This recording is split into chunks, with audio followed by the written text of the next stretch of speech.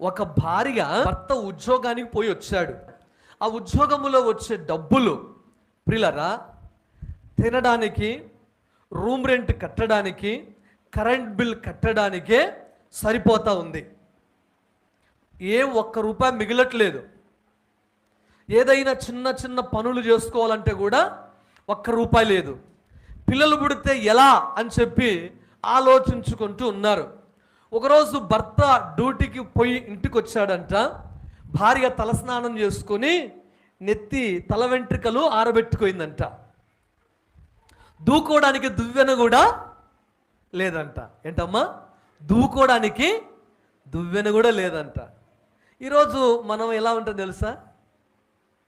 నీ బతుకుగల భార్యను ఎందుకు చేసుకున్నావు? దూకోనికే దువ్వెన కూడా ధ్యానోనివి ఏమ్మా?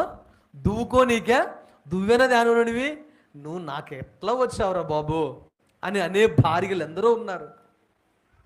కానీ ప్రియులారా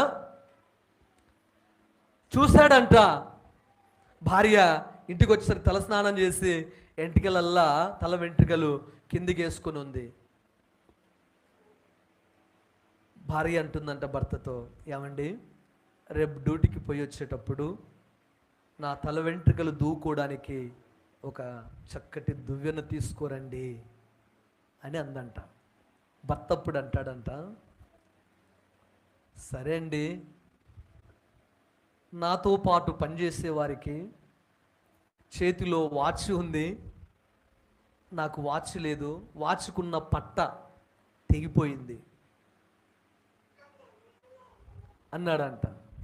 అది చేయించుకోవడానికి కూడా మన దగ్గర డబ్బు మిగలట్లేదు అన్నాడట. భార్య సరే అని చెప్పి గమ్మునైపోయింది. రాత్రి అంతా పండుకున్నారు. ఉదయం లేచి వారి వారి పనులు చేసుకొని భర్త డ్యూటీకి వెళ్ళాడు, భార్య ఇంట్లోనే ఉంది. భర్త డ్యూటీకి వెళ్ళేటప్పుడు ఒక గడియారాల షాపు అక్కడికి వెళ్ళాడంట.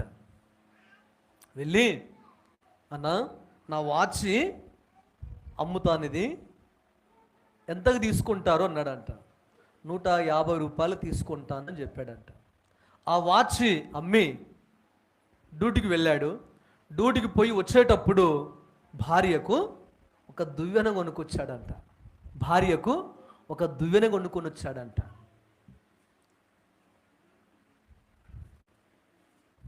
ఇంటికి వస్తూ ఉన్నాడు. ఇంట్లోకి అడుగు పెట్టేసరికి భార్య తల వెంట్రుకలు కత్తిరించుకోయిందంట.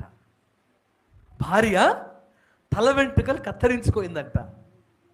ఏమండి ఎందుకు వెంట్రుకలు కత్తిరించుకున్నావంటే, ఏం లేదండి, మన జీతం సరిపోవట్లేదు కదా, నా వెంట్రుకలు కత్తిరించుకొని అమ్మి నువ్వు ఆఫీస్కి వెళ్తున్నావు కదా, నీ చేతిలో ఉన్న వాచ్కి పట్టా లేదు కదా, నా తల వెంట్రుకలు అమ్మి నీకు పట్టా తీసుకొచ్చాను. ఆ పట్టా పనికిరాదు, ఆ దువ్వెన పనికిరాదు. అంటే దాని అర్థం ఏంటంటే భార్యాభర్తల బాంధవ్యం ప్రియులారా అంత ప్రేమ అనురాగం కలిగి ఉండాలి. తన భర్తని ఎలా ప్రేమిస్తారో, తన భర్తింటి వారిని యోసేపు భార్య అలా ప్రేమిస్తూ ఉంది.